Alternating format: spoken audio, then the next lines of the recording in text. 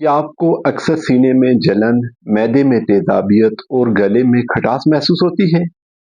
क्या खाना खाने के बाद मैदा भारी हो जाता है या जलने लगता है? क्या रात को लेटते ही सीने में आग सी महसूस होती है और नींद खराब हो जाती है? आमतौर पर लोग इसे मामूली गैस समझकर नजरअंदाज कर देते हैं या सिर्फ वक्ती एंटी एसिड्स और शरबत इस्तेमाल करते हैं। लेकिन हकीकत यह है कि बार बार होने वाली तेजाबियत आपके मैदे की अंदरूनी कमजोरी और तेजाबियत के अदम तवाज़ुन की निशानदेही करती है। अगर इस मसले को बर वक्त हल न किया जाए तो ये आहिस्ता आहिस्ता संगीन बीमारियों की शक्ल इख्तियार कर सकता है। आज मैं आपको बताऊंगा कि कैसे आप मैदे की तेजाबियत से मुस्तकिल निजात हासिल कर सकते हैं।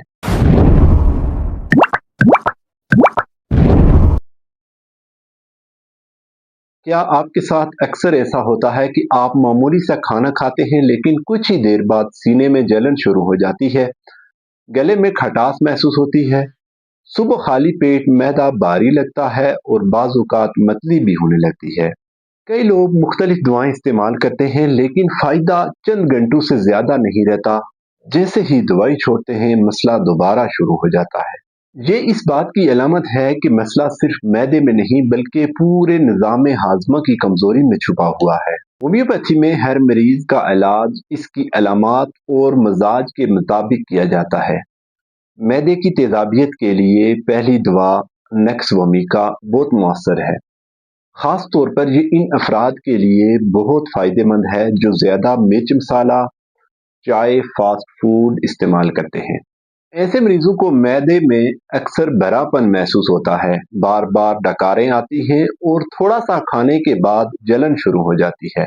दूसरी दवा रूबीनिया, ये एक अहम दवा है जब सीने में शदीद जलन हो और खटास गले तक पहुंच जाए, खास तौर पर रात के वक्त जब मरीज लेटता है तो उसकी जलन बढ़ जाती है और उसकी नींद भी खराब हो जाती है। तीसरी दवा कार्बोविज, ये इन मरीजों के लिए बहुत फायदेमंद है जिनका मैदा कमजोर हो, पेट भारी रहे, बार बार डकारें आए और जिस्म में कमजोरी महसूस हो।